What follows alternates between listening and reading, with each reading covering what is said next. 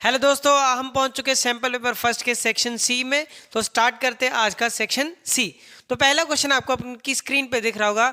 The sum of first 7 terms of N AP 63 and that of its next 7 term is 161, find the AP.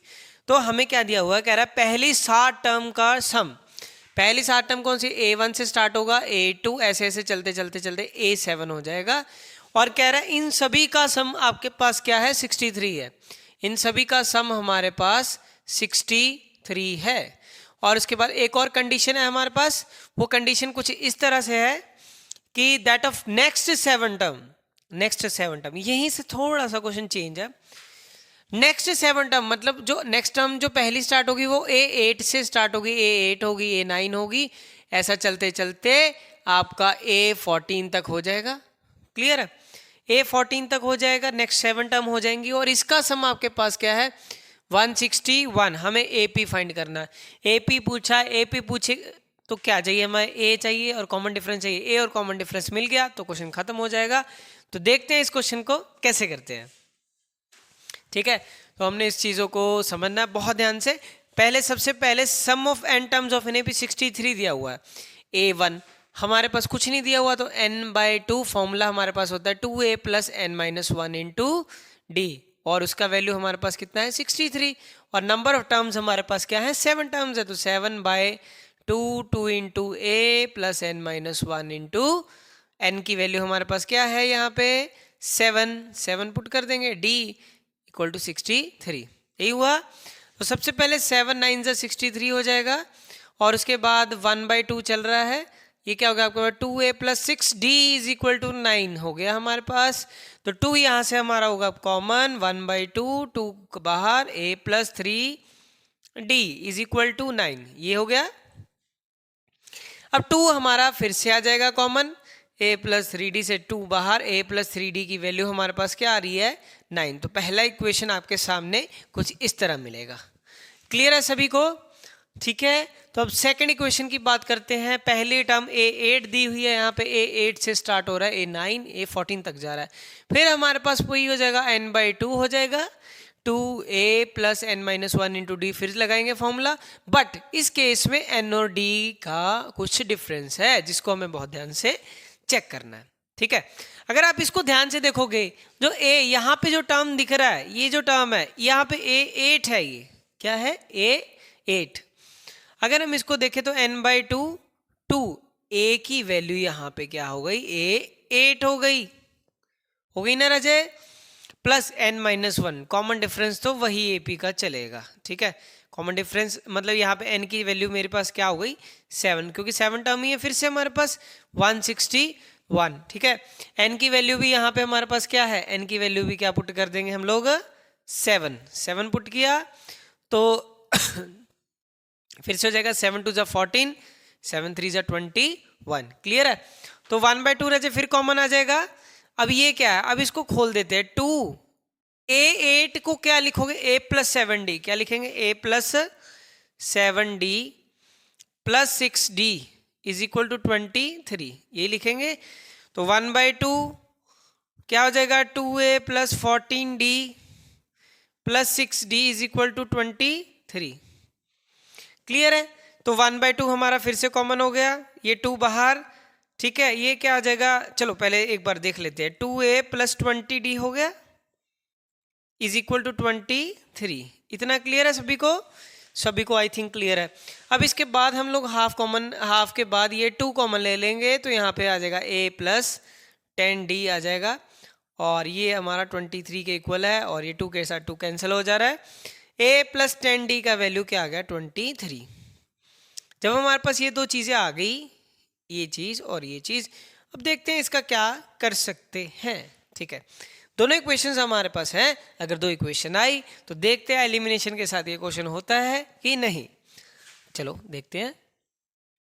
a + 3d = 9 पहला equation है आपके पास। दूसरा a + 10d = 23। तो ये plus का सारे साइन मैंने माइनस के कर दिए, ये कैंसिल हो गया। 10 माइनस का 10d, प्लस का 3d, माइनस का 7d दिख रहा है।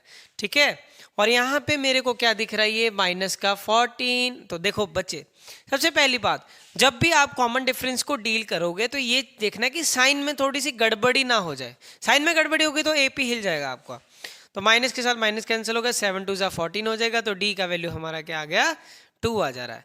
अगर D का वैल्यू 2 आ गया, अब देखते हैं पहली इक्वेशन पे जो हमें दी हुई है, a + 3d is equal to 9। a + 3d is equal to 9। D का वैल्यू हमारे पास क्या है, 6 है। 3 2 6 हो जाएगा। तो a 9 - 6 दैट इज 3। a का वैल्यू 3, d का वैल्यू 2। d का वैल्यू 2 प्लस में आने का मतलब क्या है कि सीरीज है जो बढ़ रहा है, और कितने से बढ़ रहा है, 2 2 से बढ़ रहा है। तो इसका जो हमारा आंसर आएगा, आंसर कुछ इस तरह होगा। पहला नंबर 3 हो जाएगा, 3 में 2 ऐड होके क्या हो गया 5, 5 में फिर से 2 ऐड हो गया 7, 7 में फिर से 9, और ये आपका आंसर आपके सामने कुछ इस तरह से दिखेगा। आ गया सभी को समझ? तो करते हैं हम लोग next question. Sine theta plus cos theta is equal to √2 दिया हुआ है आपको, गिवन, आपको दिख भी रहा होगा। और प्रूफ करना है कि tan theta plus cot theta is equal to 2। ठीक है, ये चीज आपको करके दिखाना है। ठीक है, तो इस क्वेश्चन को if sine theta plus cos theta is equal to √2 दिया हुआ है, इसको कैसे करेंगे? अगर कुछ ना समझ आए ना तो सिंपल सा बात है, कुछ ऐसा दिख रहा है आपको कि स्केयरिंग बोथ साइड करके कुछ बन सकता है, करके देखते हैं। देखो, अगर स्केयरिंग बोथ साइड करते हैं, अगर यहाँ पर भी स्केयर कर दें और यहाँ पर भी स्केयर कर दें, तो a + b का होल स्केयर हो जाएगा। तो a + b का होल स्केयर होता क्या है, sign square theta plus cos square theta, यही होगा, plus 2 cos theta sine theta, यही हो जाएगा हमारे पास। और इसका वैल्यू किसके इक्वल आ जाएगा, 2 के, है ना, यही आएगा। तो हमें पता है कि sine square theta plus cos square theta is equal to क्या होता है, 1 होता है। 2 cos theta sine theta is equal to 2, 2 - 1 1 हो जाएगा। तो 2 cos theta sine theta is equal to 1 हो जाएगा। और हमारे पास cos theta sine theta divide होके 1/2 आ जाएगा। ठीक है, तो cos theta cos theta sine theta से मल्टीप्लाई करके 1/2 आ रहा है। इससे तो कुछ सिंपल मेरे को कुछ लग नहीं रहा कि कुछ ये हो सकता है। चलो इस साइड देखते हैं कि ये क्या चीज़ बनता है। tan थीटा को क्या लिख सकते हैं, cos theta by sine theta लिख सकते हैं। ठीक है, और कॉट थीटा को मैं क्या लिख सकता हूँ, cos by sine, sorry my bad.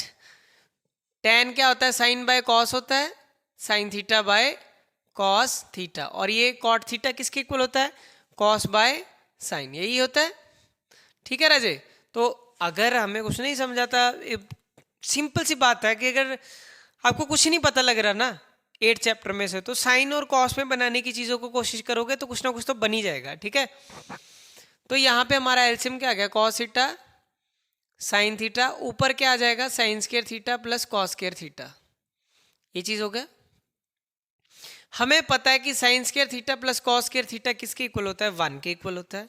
लिख दिया मैंने, 1/cos थीटा साइन थीटा।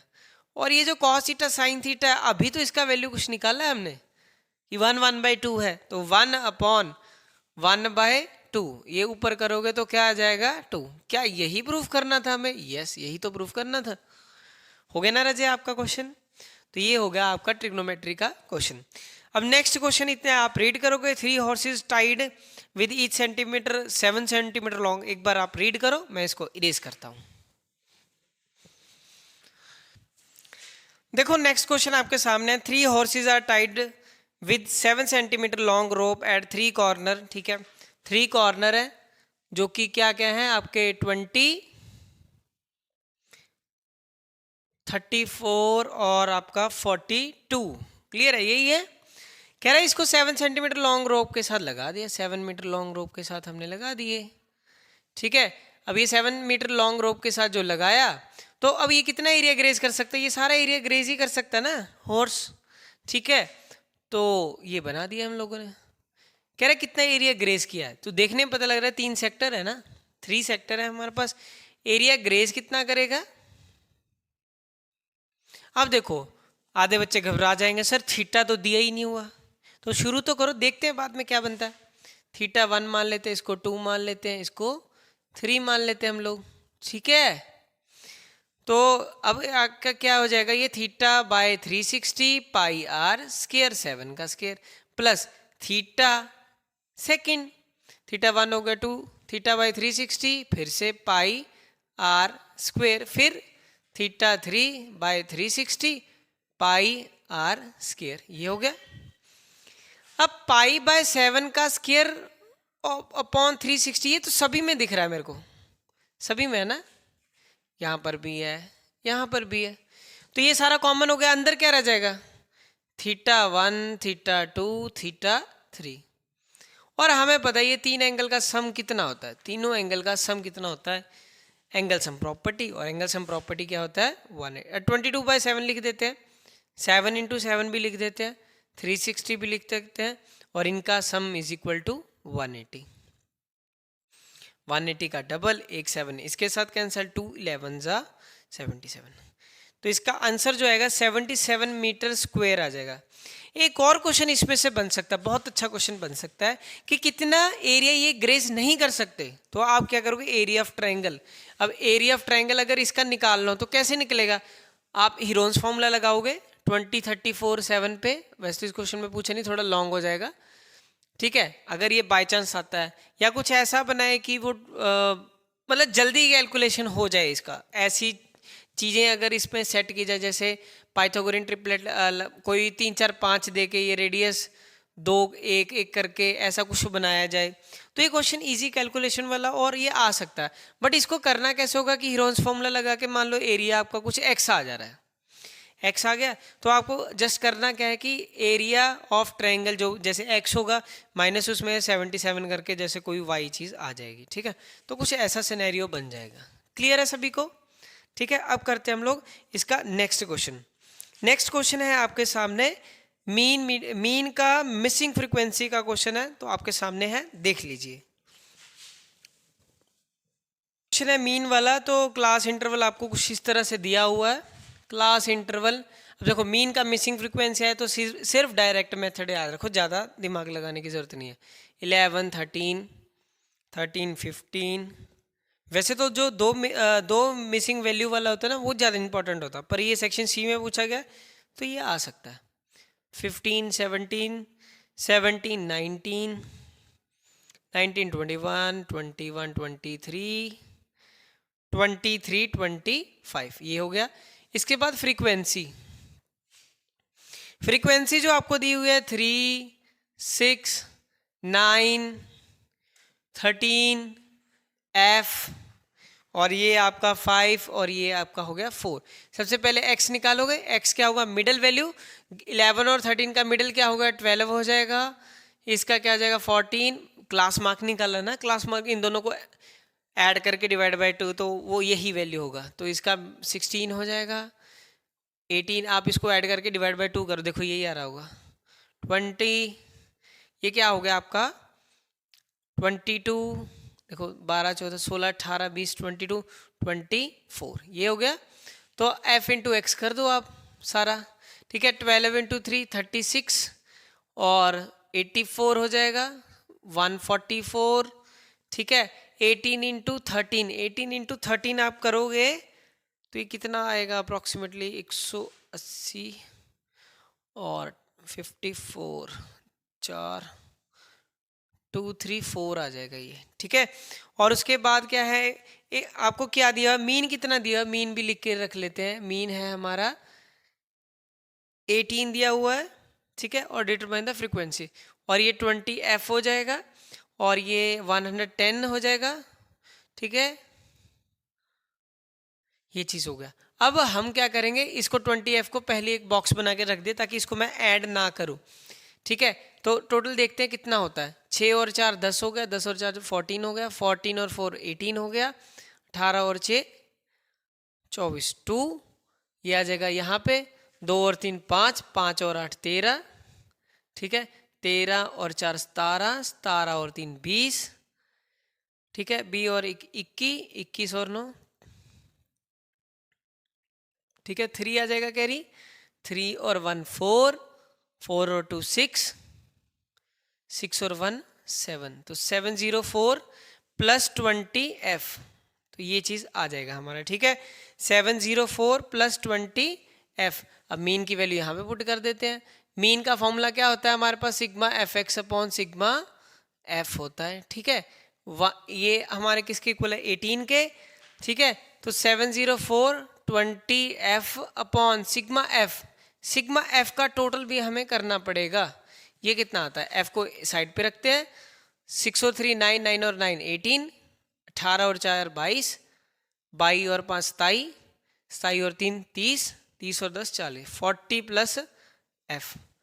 तो नीचे क्या आ जाएगा, 40 + f हो जाएगा आपके पास, यहाँ पे 18 आ गया, ठीक है।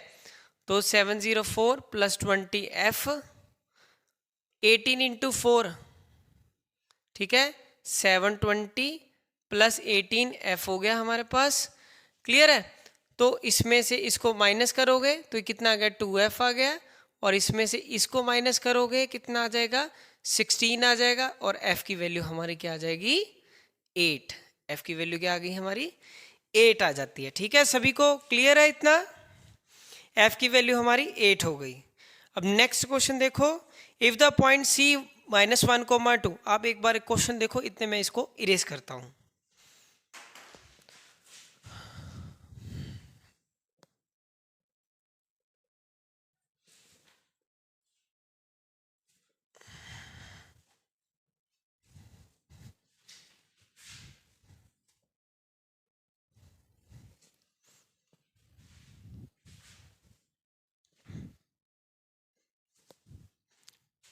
देखो राजे, नेक्स्ट क्वेश्चन है, if the point c -1, 2, c का पॉइंट क्या है, -1, 2, divide the line segment joining the point. अगर मेरा पहला वीडियो देखा हो तो उसमें मैंने बोला था, जहाँ पे वर्ड आ गया line segment joining the point, उसका मतलब एंड पॉइंट्स होंगे। तो एंड पॉइंट क्या होगा, 2, 5, x, y, और रेशो क्या है, रेशो क्या है हमारा, 3:4। क्या है, 3:4 है, ठीक है। तो हमें x और y के कोऑर्डिनेट ऑफ b निकालने हैं, a, b एंड c, ठीक है। तो सिंपल सा स्टार्ट करते हैं। फिर पहले -1 = -1 लिया, इधर के कोऑर्डिनेट लेने हैं तो सभी के कोऑर्डिनेट x वाले ही लेने हैं। 3 × x, 3 × x + 4 × 2, 4 × 2 8, अपॉन रेशो का प्लस, ठीक है। अब ये 2 वाला क्या आ जाएगा, 2 = फिर से 3 × y प्लस 4 × 5, 4 × 5 कितना हो गया, 20, नीचे रेशो का प्लस 3 और 4 कितना हो गया, 7 हो गया, ठीक है। तो ये क्रॉस मल्टीप्लाई -7 = 3x + 8 हो जाएगा, ठीक है। ये इधर आ जाएगा, माइनस का 15 हो जाएगा = 3x, और x की वैल्यू क्या आ जाएगी, माइनस में 5, माइनस में क्या आ गई हमारे पास, 5 आ जा रही है। अब यहाँ करते हैं, 7 और 2 फिर से 14 हो जाएगा, 3y + 20, तो इधर माइनस हो गया, तो माइनस का आ जाएगा आपके पास 6, 14 - 20 करके, तो ये हो गया 3y, और 3 2 अगेन 6, y का वैल्यू क्या आ गया, -2, y का वैल्यू -2, x का वैल्यू -5। तो एंड में लिख देंगे coordinates of b, coordinates of b क्या आ गए हमारे पास, x की वैल्यू -5, y की वैल्यू -2। तो ये रहे आपके रिक्वायर्ड आंसर। क्लियर है सभी को, ठीक है। तो नेक्स्ट क्वेश्चन देखो 31, इसके सैंपल पेपर में 31 है और आप देखते रहोगे। कह रहा प्रूव दैट 5 + 3√2 इज इर्रेशनल, ठीक है। नेक्स्ट क्वेश्चन है 5 + 3√2 इज इर्रेशनल। इजी है ये तो क्वेश्चन, आप सभी को आता ही होगा। मतलब अप्रैल में जब बच्चा पढ़ना स्टार्ट करता है तो सबसे ज़्यादा एक ही क्वेश्चन तो रीड करता है, प्रूव दैट √5 इज इर्रेशनल। जहाँ पर भी देखोगे बच्चे को एक क्वेश्चन तो आता ही है, तो वही का एक क्वेश्चन है ये। लेट यहीं से स्टार्ट करेंगे कि 5 + 3√2 क्या है, एक रैशनल नंबर है, इज रैशनल। अगर ये रैशनल है तो इसको किस फॉर्म में लिखा जा सकता है, किस फॉर्म में लिखा जा सकता है, p/q में, where p and q are integer. क्या लिखोगे, where p and q are integer. और आप सभी को पता है no common factor other than 1, ये लाइन, ठीक है। तो ये प्लस का इधर आके क्या हो जाएगा, माइनस का हो जाएगा, ठीक है, माइनस का 5, और ये एलसीएम हो जाएगा इसका, क्यू एलसीएम है। पेन को करते हैं अभी चेंज करके नए यूज करते हैं पेन को, तो ये क्यू आ जाएगा, ये p माइनस 5 क्यू हो गया आपका यहाँ पे 3√2 मल्टीप्लाई नीचे क्या हो जाएगा डिवाइड, तो p माइनस 5 क्यू अपॉन आपका हो जाएगा 3 क्यू। ये दिख रहा है आप सभी को एक रिजल्ट। तो ये बताता है कि अगर ये चीज इरेशनल है, इरेशनल इज इक्वल टू का मतलब क्या है कि दोनों तरफ चीजें सेम है। आगे ये लिखोगे we know that √2 is irrational, हमें पता है कि √2 क्या है, इरेशनल है। ठीक है, हमें क्या पता है कि √2 एक इरेशनल है। अगर √2 इरेशनल है तो p minus 5 Q upon 3 Q is also irrational, तो ये भी क्या हो गया, इरेशनल। ठीक है, यहाँ पे एक दो लाइन लिख देना, शायद रहेगी which is contradiction our supposition, जो यहाँ ये इसके बाद ही लिखोगे विच इज कॉन्ट्राडिक्शन है ना, ये लाइन लिख दोगे। हमने जो सोचा था वो गलत सोचा था, अवर सपोजिशन इज रॉन्ग। हमने जो सोचा वो गलत सोचा, इसलिए √5 प्लस 3√2 इज इरेशनल, क्योंकि रैशनल तो हमने माना था, तो ये क्या हो गया आपका, रैशनल हो गया। ठीक है, तो ये थे आज की क्लास के क्वेश्चन और सेक्शन सी होता है यहाँ पे खत्म।